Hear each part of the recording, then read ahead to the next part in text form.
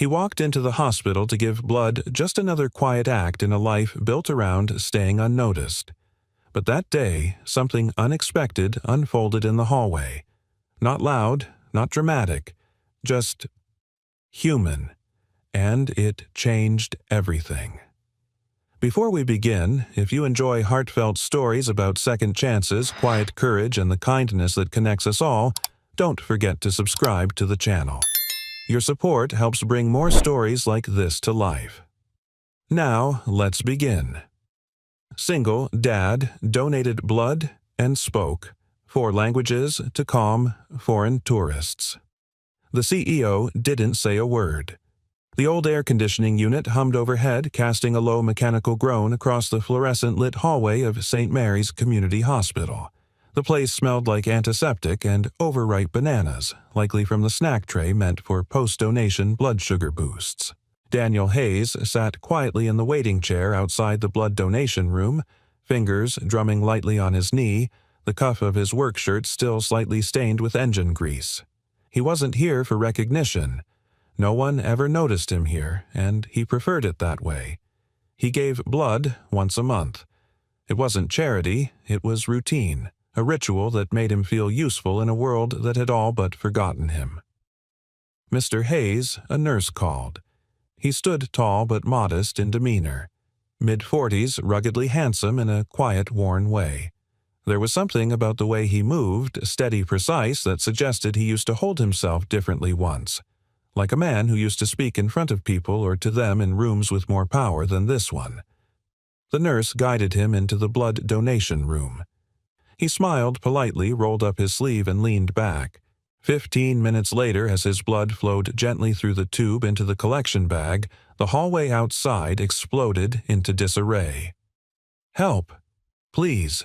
She's fainting!" someone shouted in a thick accent. A woman's scream followed.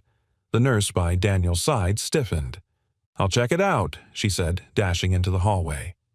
Daniel turned his head just in time to catch a glimpse through the doorway. A group of elderly tourists stood in panic. One woman, clearly the leader of the group, was slumped on the floor, pale and sweating, surrounded by companions who were yelling over one another in 3 different languages. French, Japanese, and he thought Italian. The front desk nurse looked utterly lost. Daniel didn't even think. He yanked the cotton ball from his arm, pressing it hard as he stood. Blood dotted his shirt. He stepped into the hallway, holding up both hands. "Excuse me," he said loudly but gently. The crowd paused, slightly stunned by the American man's sudden appearance. Then Daniel switched to French, calmly asking, "Est-ce qu'elle est diabétique? A-t-elle pris ses médicaments aujourd'hui?" One woman gasped and nodded quickly, answering in rapid French. Daniel translated aloud to the nurse. Then he turned to the others, now speaking Japanese, asking one man to fetch the woman's bag. The man blinked in surprise, then obeyed. Behind him, a younger man in the group started sobbing in Italian. Daniel moved closer and spoke softly to him in his native tongue. The young man's shoulders dropped. He nodded. The hallway, once chaotic, was now subdued. Nurses were back in control. The patient was conscious breathing. The color returned to her cheeks. Daniel stepped back, arms still pressed awkwardly to his wound, his eyes scanning the room just in case anyone else needed help. He didn't see her at first. Behind the observation glass on the second-floor mezzanine, Olivia Morgan, CEO of St. Mary's Hospital, stood frozen. She hadn't meant to linger. She had a board meeting in 15 minutes and a PR nightmare to navigate from her father's shadow. But something about the commotion had made her stop just long enough to see what no one else had noticed. A maintenance man, judging by the shirt, just diffused a multilingual crisis with the calm precision of a seasoned diplomat. She leaned slightly closer to the glass. There was something familiar in his cadence, in his body language, not just fluidity, not someone who studied languages, someone who lived them. "Daniel Hayes," she murmured, reading the name tag from the blood donor log on the tablet in her hand. She stared longer than she should have, not saying a word, not even realizing that she was holding her breath. Down below, Daniel gently excused himself, declining help from the nurse who noticed the blood soaking through his bandage. "I'm okay," he said. "Just let me wash up." He headed to the men's room, rinsed the blood off with cold water, and stared at his own reflection. His salt and pepper beard was uneven. His eyes were tired. But behind the weariness was a flicker of something else, something that used to live inside him before life closed the door. As he dried his hands, his phone buzzed. "Lily, Dad, remember you promised pizza tonight." He smiled. Back at the nurse's station, he signed the release form. The nurse thanked him this time with more sincerity than usual. "Sir, I don't know how you knew all those languages, but that was incredible." Daniel just shrugged. Sometimes kindness speaks better in someone else's language. And with that, he walked out the door, unaware that upstairs Olivia Morgan was still watching, still silent. But her silence wasn't indifference. It was recognition. The elevator chimed softly as Olivia Morgan stepped onto the executive floor, her heels tapping sharply against the polished tile. In her hand, she held her tablet like a weapon, sleek, controlled, and constantly loaded with information. But this time, it wasn't financials or liability reports that made her swipe through the glowing screen. It was a name. Daniel Hayes. She didn't know why she'd typed it into the internal hospital system. Maybe it was the way he'd switched languages so effortlessly, or the way the crowd had obeyed his voice like it had weight. She'd worked in public health policy for over a decade. Fluency was rare. Calm under pressure was rarer. But this man hadn't just handled panic, he'd dissolved it. She pulled up his file. Daniel Hayes, age 42, occupation freelance HVAC repair technician. Address South Maple Mobile Park Unit 14. First donation 7 years ago. Total donations 36. A single scan of his medical record told her what she already sensed: he was healthy, consistent, and almost invisible. But what stood out wasn't what was there. It was what wasn't. No emergency contacts, no spouse, no employment history before 7 years ago, no insurance records, no criminal record, just blank space. Her eyes narrowed. Blank space in a life like his was rarely a coincidence. Someone knocked lightly on the office door. "Ma'am, your meeting with the community outreach director is in 5. Olivia nodded, but her attention was still on the file. She tapped the screen, saved the page under a secure folder she titled Quiet Cases. It was her habit, cataloging the people who showed up in moments of crisis but never made headlines. She believed those people were the true fabric of any institution. She just hadn't expected to find one standing in a grease-stained shirt and a blood bandage in her hallway. Across town, Daniel stepped out of his rusty Ford Ranger and into the soft light of late afternoon. The trailer park was quiet except for the distant bark of a neighbor's dog and the fluttering of an American flag someone had planted in a potted tire. "Dad," a voice called. From the steps of Unit 14. Lily, 10 years old and bursting with life, bounded toward him barefoot, a crayon still clutched in one hand. Her smile was a mix of mischief and sunshine. "You're late.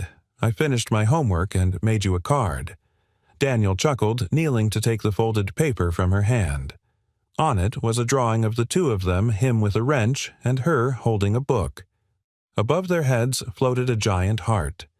"You're the best translator dad ever." He raised an eyebrow. "Translator dad. You told me you used to talk in all those languages. I saw your book collection.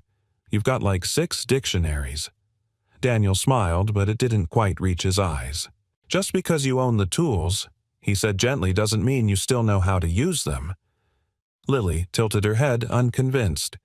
"You used them today, didn't you?" He didn't answer. Instead, he opened the front door and ushered her inside, where the scent of tomato sauce and frozen pizza filled the air.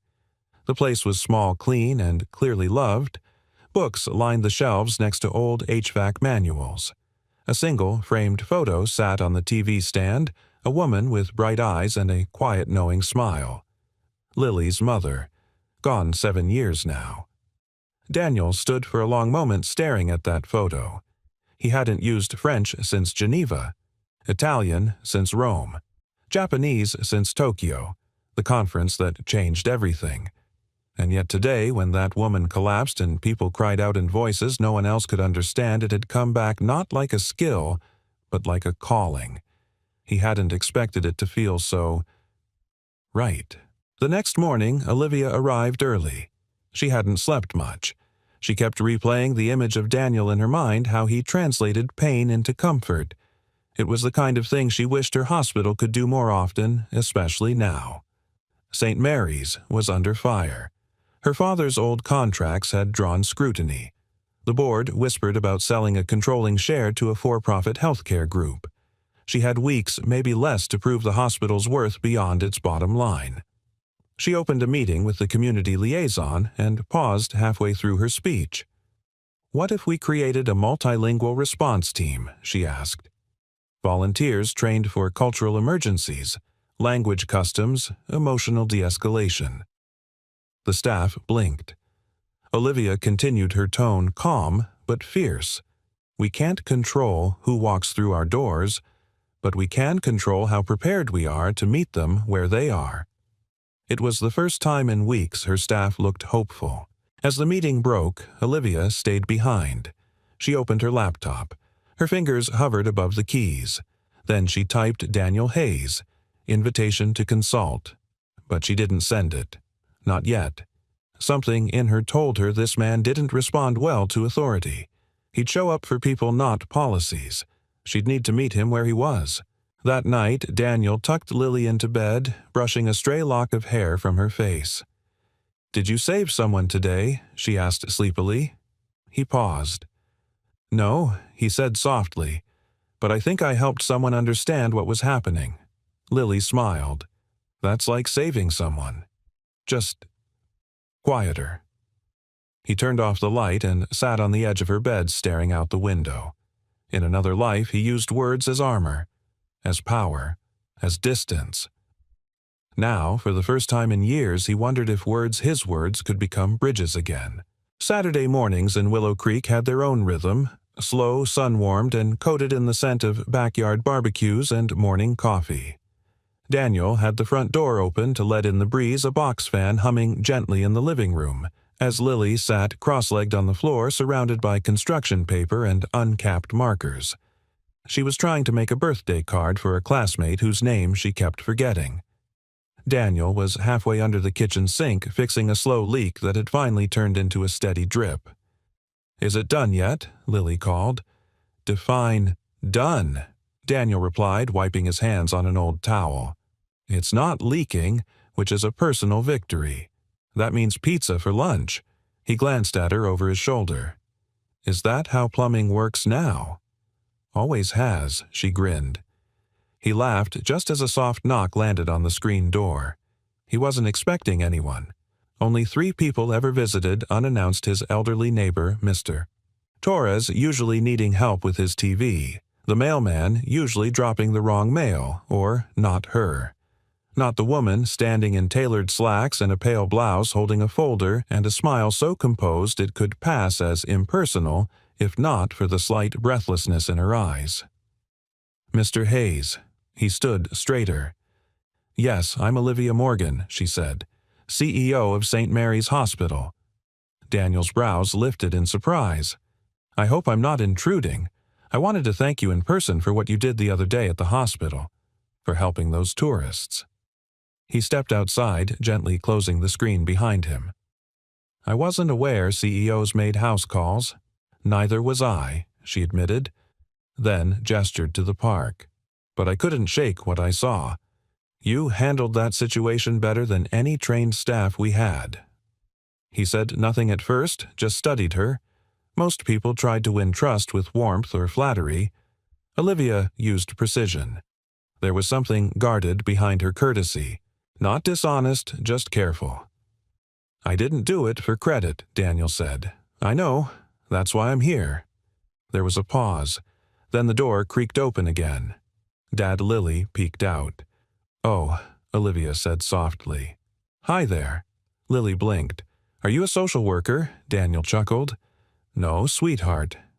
This is Ms. Morgan. She works at the hospital." "I'm not in trouble, right?" Lily asked, narrowing her eyes. Only with me if you use permanent marker on the walls again, Daniel warned. Olivia smiled, and for the first time it wasn't the kind of smile she wore in meetings or press interviews. It was warmer, almost. Curious. You have a beautiful daughter, she said. Thank you, Daniel replied, his tone proud and subtly protective. I wanted to ask, Olivia continued, if you'd consider consulting with the hospital just part-time. We're starting a multilingual outreach program, and we could use someone with your experience. My experience, Daniel echoed, as if trying the phrase on. You know, I'm not licensed. Or trained in medicine. But you're trained in something, she said. You don't speak 4 languages fluently because you fixed a few hotel air conditioners overseas. That made him go still. I don't mean to pry, Olivia added gently. But if you have a gift, and you clearly do, it would mean a lot to share it where it's most needed. Daniel glanced past her toward Lily, who had now returned to her markers, humming softly. I've spent the last 7 years trying to build something quiet, he said. No exposure, no titles, just stability for her. And for me. I understand, Olivia said, and something in her voice sounded painfully sincere. Sometimes quiet is the only thing we can afford, but I think you've got more left to give than you think. He didn't answer, not immediately. Instead, he turned open the screen door and paused. I'm not saying yes, he told her, but I'm not saying no either. She nodded. Fair enough. Then, almost on impulse, she added, There's a community dinner we're hosting Tuesday night. Patients, families, staff, nothing formal, just stories and people. You're welcome to join us. Daniel raised an eyebrow. As a guest, or as a curiosity? She smiled again, this time with the faintest hint of self-deprecation. As someone we'd like to hear from. Then she left. That evening, Daniel sat in the backyard, an old blanket draped over the grass, while Lily laid beside him, pointing out stars. Did you like the hospital lady? She asked. I don't know her. She seemed nice. She seemed interested. You, Daniel, didn't respond. But his mind drifted to the way Olivia looked at him, not with pity or condescension, but as if she saw past the toolbox, the calloused hands, the modest life he'd chosen. As if she knew he used to be something else. Someone else. He exhaled. Do you think it's bad to do something big again? He asked, mostly to himself. Lily shrugged. I think it's good if it helps people. And if it helps you too. From the mouths of children. Meanwhile, across town, Olivia sat at her desk long after sunset. The lights of the city blinked outside her office window. On her tablet screen was the folder she hadn't closed since yesterday. Daniel Hayes. Quiet Cases. She clicked open a new page and began typing strengths fluent in 4 languages. Crisis de-escalation. Deep empathy. Risks avoids attention. Possible trauma history. Unknowns. Prior occupation. Motivation for staying hidden. Gut instinct. He's the kind of man who left something behind. Question: is he willing to go back for the right reason? She stared at that last line for a long moment, then deleted it. Instead, she typed, sometimes the best voices are the ones we almost didn't hear. The community room at St. Mary's Hospital didn't look like much white walls, scuffed linoleum floor-folding chairs arranged in a loose semicircle, but Olivia Morgan had spent hours ensuring that everything felt less clinical and more human. String lights hung overhead, borrowed from the pediatric ward's supply closet.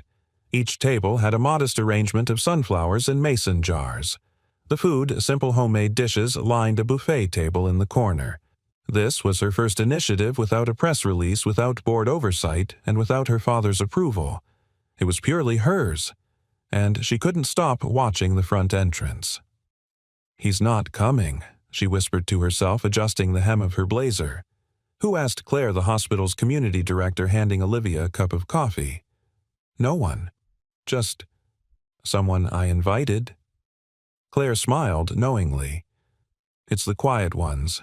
They always show up late and change the night. Daniel stood outside for a full 2 minutes before walking in. He had dressed carefully. Not formally, but respectfully pressed shirt, clean jeans boots, polished as best he could. He still felt like an imposter stepping into a world he used to belong to, but no longer trusted. Inside, he was immediately greeted by a warm din of conversation patients in wheelchairs, elderly visitors, nurses out of uniform. There was no agenda, just people. He stood near the doorway, uncertain. And then he saw her. Olivia was laughing softly with a retired doctor who was sharing stories from his days in Doctors Without Borders. Her expression was different tonight, lighter, like she wasn't carrying the hospital on her back for once.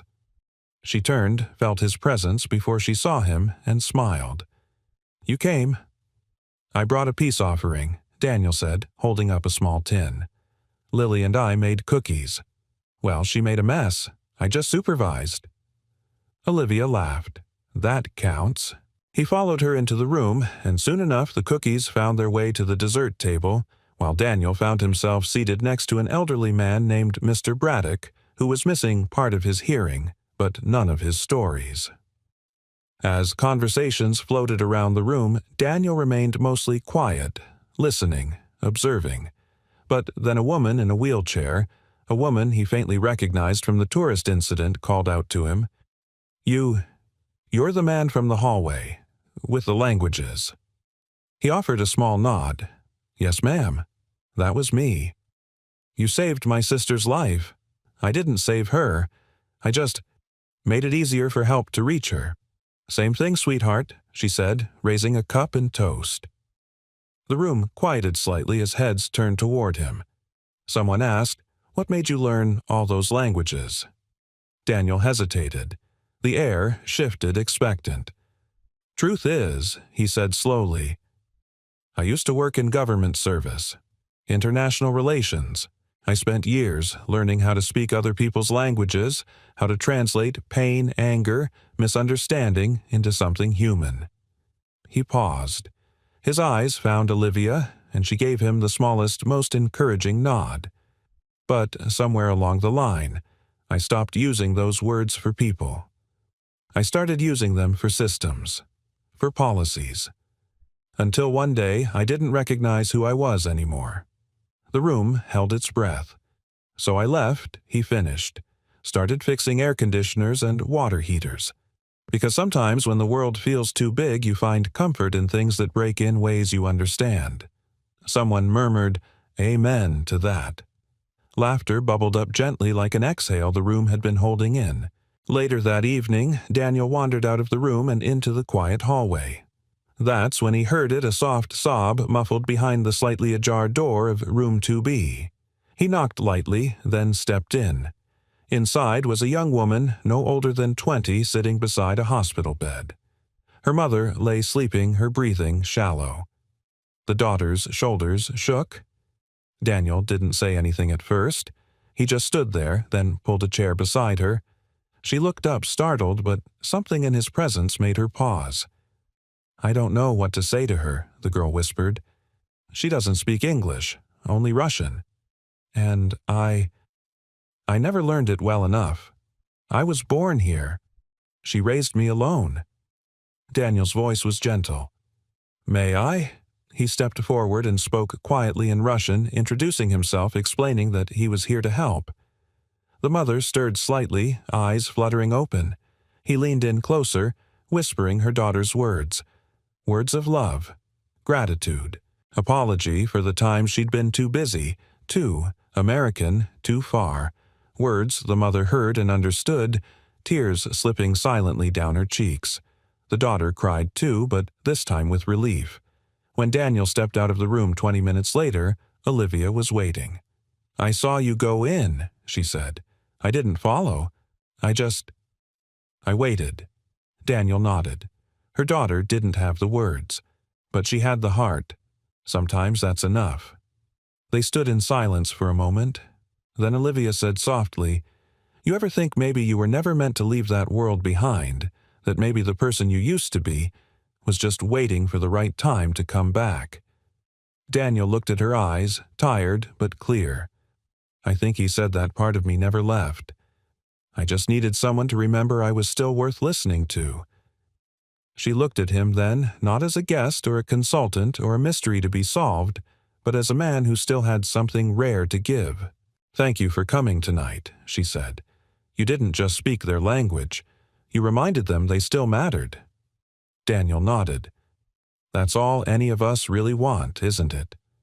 "To matter," she echoed. They stood side by side in the hallway outside room 2B as the hospital quieted for the night, two people who had spent years learning how to speak for others now, slowly learning how to be heard themselves. The next morning, sunlight filtered through the kitchen window of Unit 14, casting soft gold across the worn counter where Daniel stood whisking eggs. The skillet hissed gently beside him, scent of butter and pepper filling the small space. Lily sat at the table, absently coloring a page from her astronomy workbook. "Did you like the dinner?" she asked, not looking up. Daniel turned the heat down. "I did." "Did she like you?" Lily glanced up, now eyes sharp and curious. He gave her a look. "What makes you think that—" "You came home humming," she said, matter-of-factly. "You only do that when you feel seen." Daniel paused. That wasn't something a 10-year-old should notice. And yet she had. He sighed softly and placed 2 plates on the table.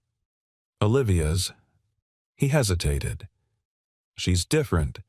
Different how she listens without interrupting. But not because she's polite, because she's actually listening." Lily nodded, biting into her toast. "That's rare. You should keep her." Daniel chuckled. "It's not that simple." "Why not?" He didn't answer. Not because he couldn't, but because part of him wasn't ready to say it out loud. That sometimes people who saw the best in you also had the power to see the worst and stay anyway. And he wasn't sure if he was ready to risk that again. Later that day, Daniel stepped into his workshop behind the trailer, a small converted shed lined with tool racks and dusty storage boxes. He hadn't opened one of them in years, but today something pulled him toward it. The box was labeled simply DH, State Archives. He opened it slowly. Inside, folders worn with time, notebooks filled with annotations, a State Department badge, a photo of him years younger standing between delegates from 3 countries during a negotiation that never made the news but changed 6 lives. He ran a finger over the photograph's edge, remembering not the conference room, but the pressure, the impossible expectations, the silence he was expected to keep. One folder sat alone at the bottom, unmarked. He hesitated, then opened it. Inside was the letter, the one he never mailed, addressed to the Office of Internal Ethics, a whistleblower complaint. It outlined his objections to a redacted diplomatic briefing that was falsified before being delivered to Congress. He had refused to sign. And everything afterward, his resignation, the quiet pressure to disappear the jobs that stopped calling back, had stemmed from that refusal. His hands trembled just slightly. That part of his life wasn't behind him. It had merely gone quiet, like a language he no longer spoke. Across town, Olivia sat in the hospital's boardroom, a manila folder open before her. It was Daniel's full background check, or at least what had been publicly available. Most of it matched the hospital file freelancer, no criminal record single parent. But one thing stuck out, a gap of nearly 4 years after his resignation from federal service. No listed employment. No records at all. She tapped the table softly. Claire sat beside her sorting files for a separate community initiative. "You look like someone who just found a ghost." "Maybe I did," Olivia murmured. Claire looked over. "You worried?" "No, just wondering why a man who can translate 4 languages and calm a room like he was born to do it would choose to be invisible." Claire smiled faintly. "Sometimes people don't choose silence. Sometimes silence chooses them. And survival means learning how to live inside it." Olivia closed the file. "I think it's time we give him a reason to speak again."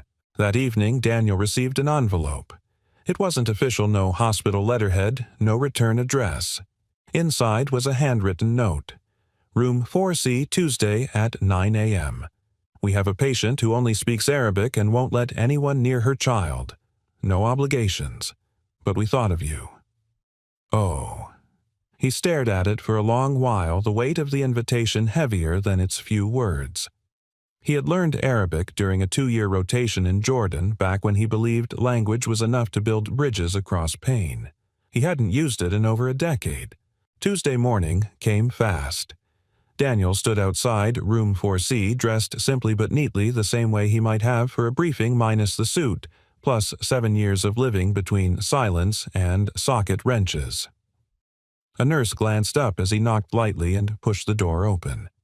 Inside, a woman in her early 30s sat curled protectively around a small child on the hospital bed.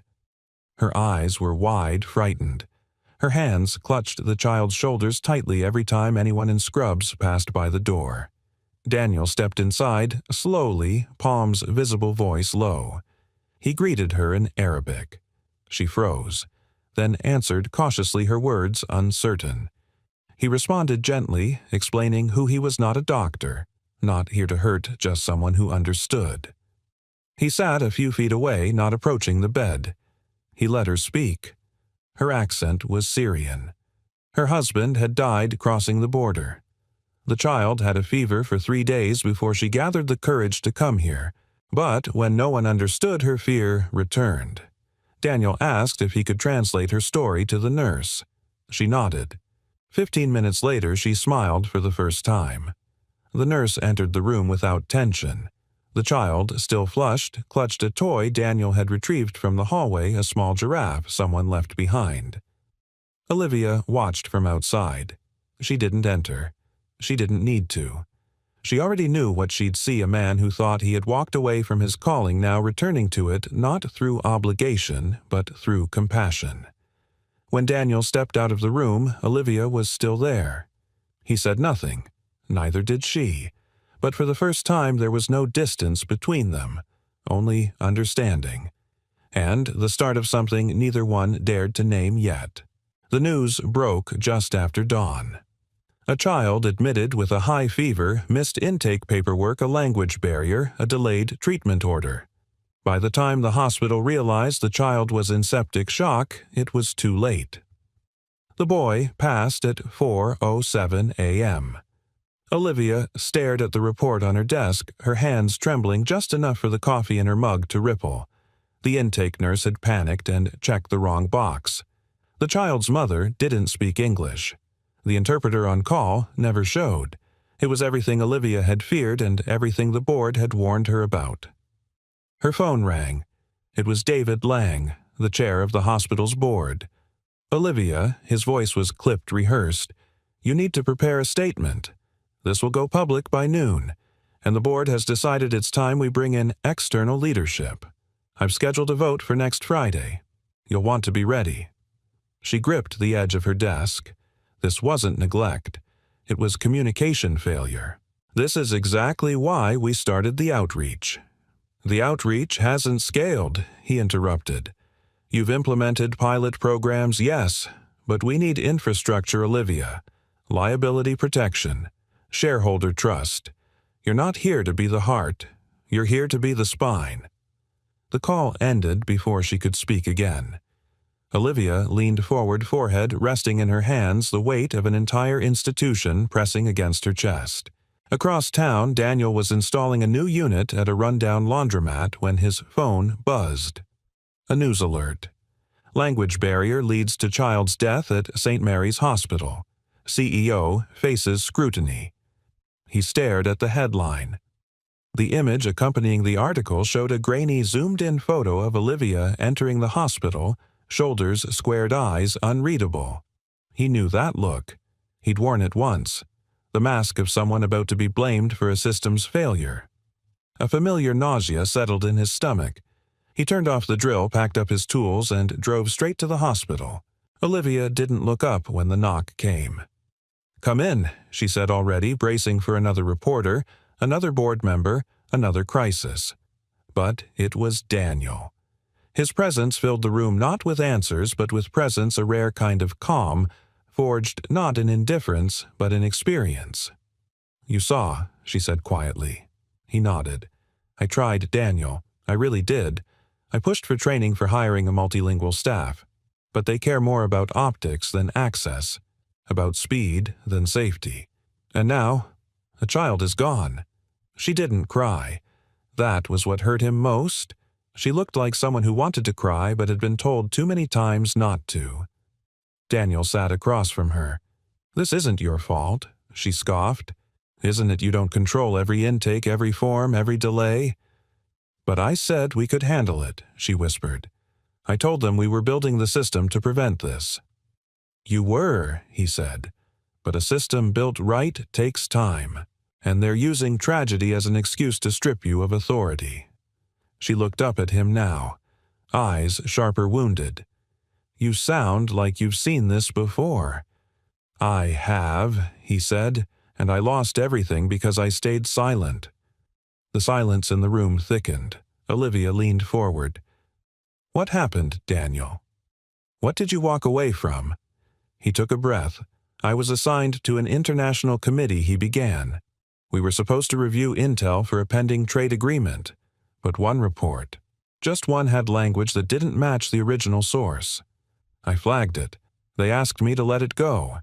It won't affect anything, they said. But it would have. It would have misrepresented an entire ethnic group, justified a policy that would hurt families. I refused to sign." "And they buried it?" Olivia asked. "They buried me," Daniel said, voice low. "Overnight, my clearance was suspended. Job offers vanished. Even people I mentored stopped calling back. The message was clear: speak up, disappear." He looked at her then, not just as an ally, but as someone who could soon face the same fate. "They're going to use this," he said. "Not to fix the system, but to replace you with someone easier to control." "I know," she said. "But you still have time." She looked at him unsure. Time to do what? To fight it, not with politics or statements, with truth, with people who'll stand beside you, not behind closed doors, but in front of them. Daniel reached into his pocket and slid a folded sheet of paper across her desk. It was a list, names of patients, nurses, volunteers, people from the multilingual outreach events who wanted to testify to speak about the program's impact, in different languages. On the record. Olivia unfolded it slowly. "How did you get these?" He gave a half smile. "I asked. Turns out kindness has a longer memory than scandal." She exhaled, then looked him dead in the eye. "Would you speak at the hearing?" "Yes. On record." "Yes, even if it brings your past back into the spotlight." Daniel nodded once. "It's already back. I'd rather be the one holding the light than hiding from it." For the first time since the crisis broke, Olivia's shoulders relaxed. Not because the storm had passed, but because she wasn't alone in it. That evening, as twilight turned the sky gold, Olivia walked into the pediatric wing and sat beside the empty bed in room 219, the boy who didn't survive. She placed a small origami crane on the pillow folded from the hospital's intake form. No press, no audience, just silence. Then she stood and began preparing for war, not with anger, but with truth. And the quiet army that had begun to rise around her.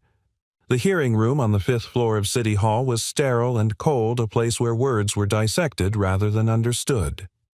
Long mahogany tables divided the space between those who spoke and those who judged.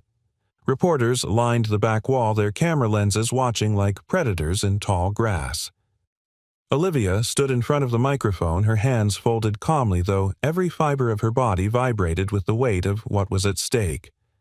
Behind her sat the hospital board members, men in navy suits who once welcomed her as a legacy leader, and now, after one tragedy, had turned stone-faced.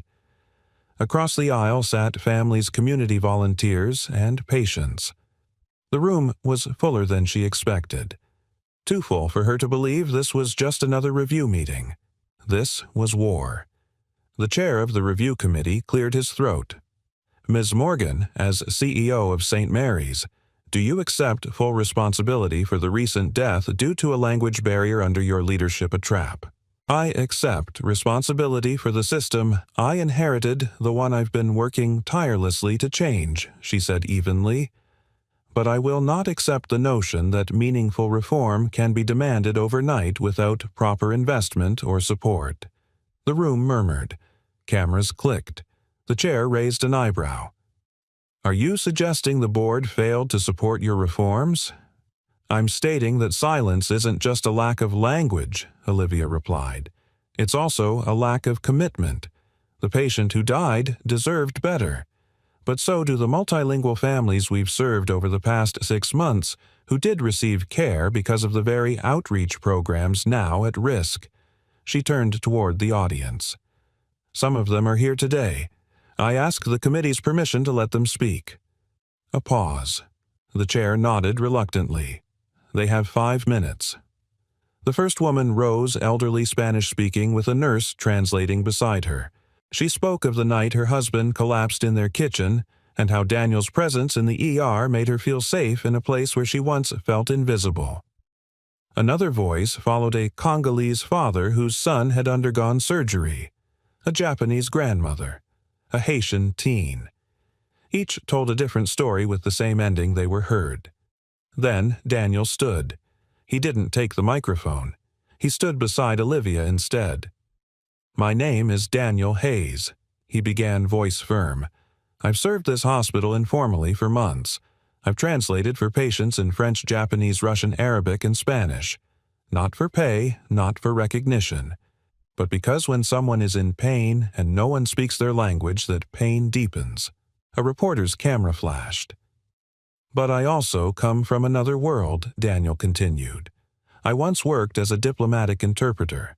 I know what happens when information is distorted, when people pretend understanding isn't necessary. It cost me my career. He pulled a folded sheet from his pocket.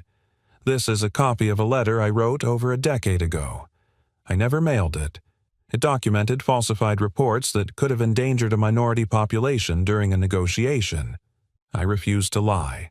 I refused to sign, and I was erased for it. A ripple of silence swept the room. I've lived quietly since then, raising my daughter, fixing air conditioners, and watching a world that sometimes moves too fast to care.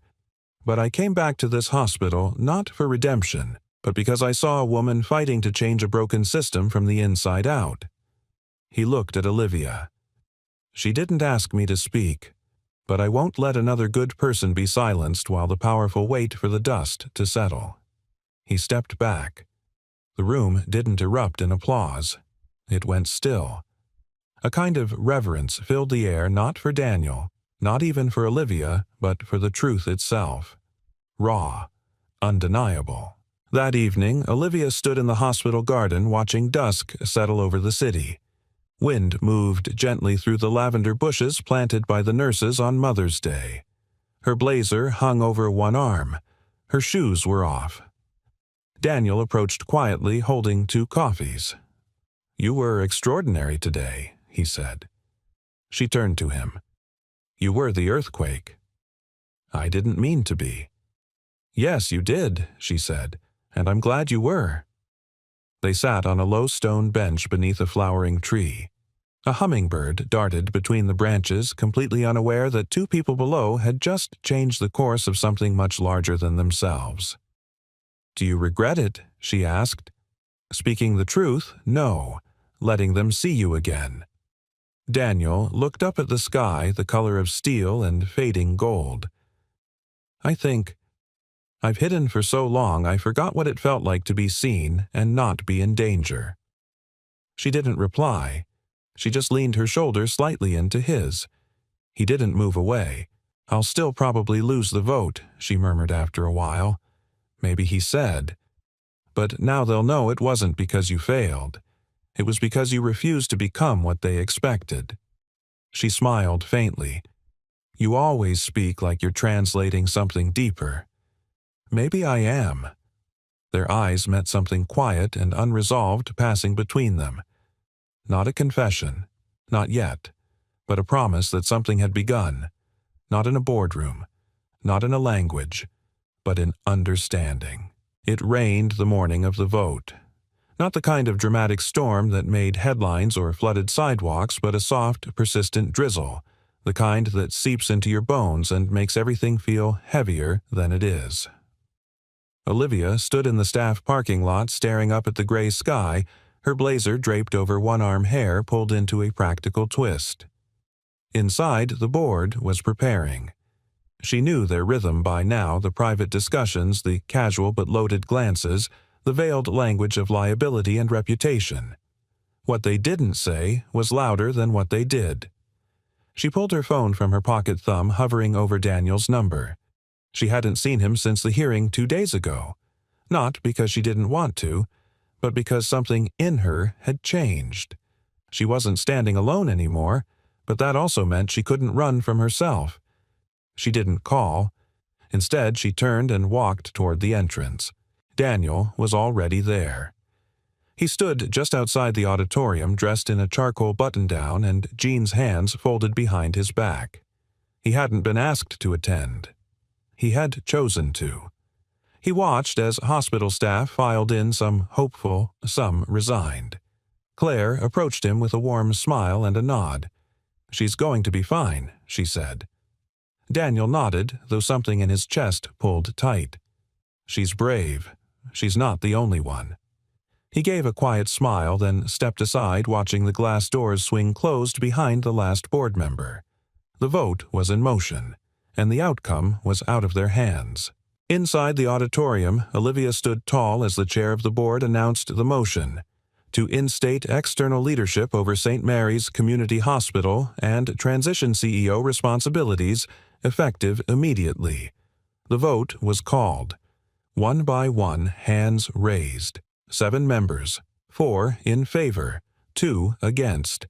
Then came David Lang, the chair. His vote would break the tie. He looked at Olivia for a long time, then his hand rose against. A collective exhale rippled across the room. Lang cleared his throat. "The motion fails. Ms. Morgan will retain her position as CEO." Olivia didn't move. Not immediately. Then she turned, nodded to the room, and walked out. Not in triumph, but with a kind of grace that belongs only to those who have fought hard enough to earn it.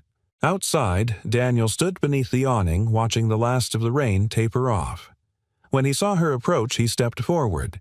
"They kept you." She smiled. "No, I stayed." He nodded. "I'm glad." She studied him for a moment, her eyes quieter than her voice. "There's something I want to show you," she said.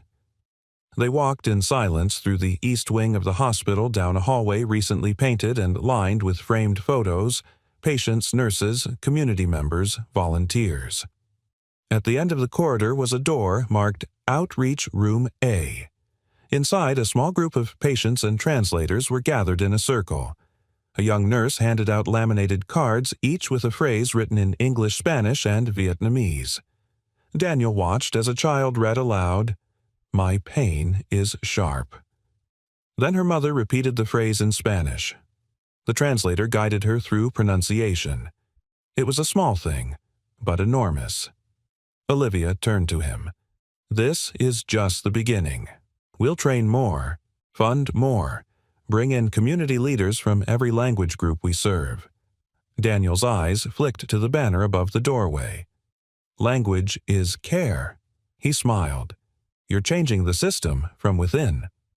"You helped me remember why it matters," she said, "and why it's not about speaking perfectly, but listening fully." They stepped outside the room. For a long beat, neither said anything. Then Olivia reached into her pocket and handed him a folded piece of paper. It was a hand-drawn flyer. A list of upcoming community nights translated into 5 languages. In the corner beneath the contact name was his Daniel Hayes, lead cultural consultant. He blinked. "I didn't apply. You didn't have to." He opened his mouth to protest, then stopped. "I'd have to say no to a few repair jobs," he said with a smirk, "and say yes to something bigger." He looked at her. Not the CEO, not the woman in the blazer and the title, but the woman who had chosen not to fold when it would have been easier. "I don't have a title for what this is between us," he said. "You don't need one," she replied, and then she did something neither of them expected. She reached out and took his hand. Not bold, not desperate, just steady. "Language is care," she said softly, "but sometimes silence says the most." Daniel didn't speak. He didn't need to. Instead, he tightened his fingers around hers and stood beside her. Because for the first time in a very long time, he wasn't translating someone else's truth. He was living his own.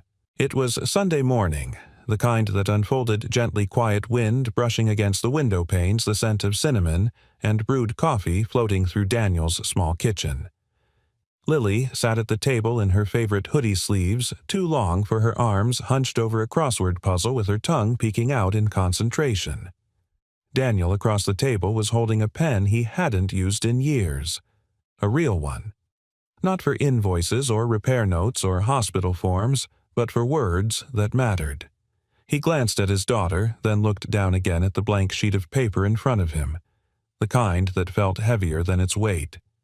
He began writing. "Dear Lily, if you're reading this someday, it means I've finally found the courage to put down the things I've been carrying, the things I never meant for you to hold. You once asked me why I knew so many languages. I told you stories about traveling, about school, about fixing things for people who couldn't explain what was broken. That was only part of the truth. Years ago, before you were born, I worked with people who made decisions that shaped countries. My job was to make sure everyone understood each other word for word. I thought that if I translated well enough, no one would feel unseen. But one day, I saw something I couldn't translate into anything good. A document rewritten to hide pain. A truth bent to justify harm. I was asked to sign it. I said no. That no changed everything. The phone stopped ringing. Doors closed without being slammed. I became invisible. And maybe that was fair because I had been part of something that left people voiceless even if I didn't mean to be. When your mom passed, I didn't know how to be a father and a man without a title at the same time. I didn't know how to build a life out of silence. But then you arrived with your laughter and your stubbornness and your fire. You asked questions I didn't want to answer. And then, one day, you stopped asking and just trusted me anyway. You gave me back my voice without even knowing it. Last week I saw a little girl at the hospital. She was crying, and her mother didn't speak English. No one understood what she needed. I translated the girl's fear into words the nurses could use to save her. And for the first time in years, I felt like I belonged somewhere again. Because of you, Lily. You made me brave enough to speak again. So, wherever you go in this world, however many languages you learn, however many things you decide to build or heal, remember this. Words can tear things down, but the right ones spoken at the right time can bring people back to life. Just like you did for me. Love, Dad. Daniel folded the letter slowly, hands trembling not from fear, but from relief. He didn't know when he'd give it to her. Maybe not today. Maybe not until she needed it. But the words were real now. They existed. Later that afternoon, Daniel and Lily walked down the sidewalk toward the hospital's community garden. She skipped ahead, twirling in the last golden light of fall, her braid bouncing as she laughed. Daniel watched her like he always did, half in awe, half in disbelief that someone so small could hold so much of his heart. At the hospital gate, Olivia was waiting. She wore a loose denim jacket over a turtleneck and jeans, her hair down for once, waving in the wind like something alive. In her hands was a steaming thermos and a bag of Lily's favorite lemon cookies. "You're here," she said, smiling. Lily ran ahead to greet her, accepting the cookies with the seriousness of a business deal. Daniel approached slower, but the smile that pulled at the corner of his mouth was easier now, less like a reflex, more like a choice. "We were overdue for sunshine," he said. Olivia gestured toward a bench in the middle of the garden beneath the old oak tree where volunteers had tied ribbons with names and prayers. They sat in companionable quiet while Lily explored the rows of herbs and sunflowers. "I heard about the hearing follow-up," Daniel said eventually. "You got funding approved for the expanded outreach." Olivia nodded. 25 new interpreters, plus cultural training for all staff, full-time roles with benefits. He raised an eyebrow. That's big. It's necessary. She turned to him, her expression softer. And I couldn't have done it without you. Daniel looked away, not out of modesty, but because something inside him still struggled to accept being seen as part of something good again. You did it because it was right, he said. So did you, she replied. You didn't just speak up. You stayed. You stood next to me. He gave a slow nod. Then she added more quietly, You don't know what that meant to me. He did, because in her eyes he saw the same thing he'd seen in his own reflection the day he started writing to Lily, a person no longer hiding, a person building again. She reached out her hand, brushing his on the bench, and this time he took it without hesitation. Not because he needed her to fix him, but because she never asked him to. They watched Lily chase a butterfly between the flower beds, giggling as she nearly tripped over her own shoelace. I think she's going to change the world, Olivia said. Daniel smiled. She already changed mine. The hospital auditorium looked nothing like it had 6 weeks ago. The harsh overhead lights had been dimmed to a gentle amber glow. Rows of chairs had been rearranged into circles, inviting conversation rather than division. The podium was replaced by a simple microphone stand in the center of the room. Around the perimeter, small placards in multiple languages read, Tonight we listen in every language. The event was called the Night of Quiet Voices, an idea Olivia and Daniel had co-created after the board vote. No speeches, no donors, just stories, real ones told by the people whose lives had been changed by the act of being understood. Daniel arrived early. He wore a soft, black sweater sleeves pushed up and jeans that still had traces of caulk along the seams from a morning repair job. He didn't dress for attention. He never had. But Olivia noticed anyway. You came, she said as he joined her near the stage. I promised I would. She looked at him for a beat, then reached into her coat pocket and handed him a small folded piece of paper. His name was written on the front. He opened it. Inside was a printed copy of the hospital's newly ratified charter, highlighted in yellow the line, Cultural Consultant. Daniel Hayes, Founding Contributor. He blinked. I didn't know you were submitting this to the board. I didn't ask for permission, she said. I just gave them the truth. Daniel folded the paper carefully this time and placed it in the inside pocket of his coat like it was something sacred. Olivia continued, I'm introducing you tonight, but the mic is yours. Say whatever you want. Daniel smiled faintly. I'm better when I don't prepare. I know, she replied, and the ease between them said more than any script could. By 7 o'clock the room was full. Nurses still in scrubs. Elderly couples bundled in scarves, high school students with clipboards, refugees with weathered hands, people who had once walked into St. Mary's afraid unheard, unseen, and had found someone who spoke their language literally or figuratively. Olivia stepped up first, offering only a short welcome. No introductions tonight, she said. No credentials, just voices. She stepped aside and Daniel walked into the center. There was no podium to stand behind. Just him, the mic, and a room full of eyes that were tired of being looked through. He cleared his throat. I never thought I'd speak in a place like this again. A pause. I used to think language was about power. If you knew the right words, you could change the outcome of a meeting, negotiate peace, avoid disaster. He looked around the room.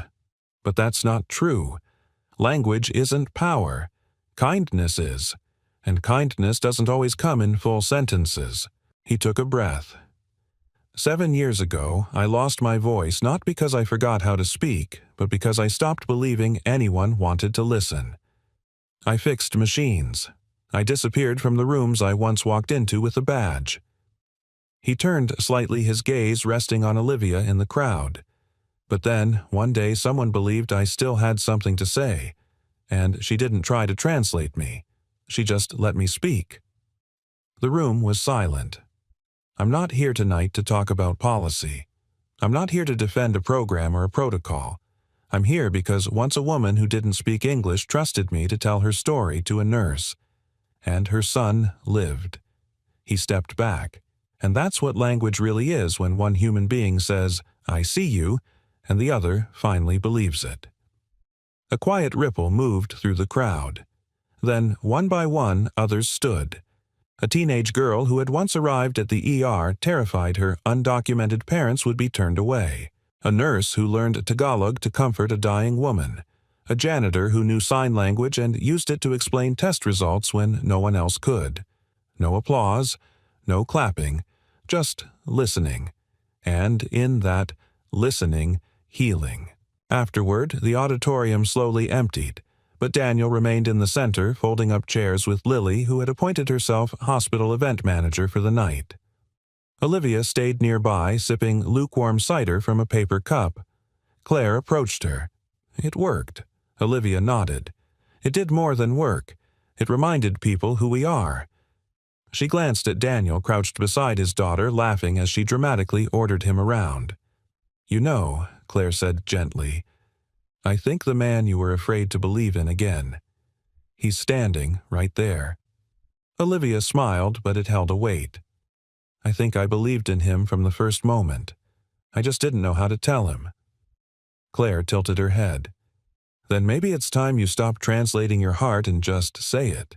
When the last chair was stacked and the room was nearly dark, Olivia approached Daniel. He looked up, wiping his hands on a towel. "Did we pass?" "With colors flying," she said, "and no one fainted. Minor miracle." She hesitated, then offered him her hand, not as a colleague, not as a symbol.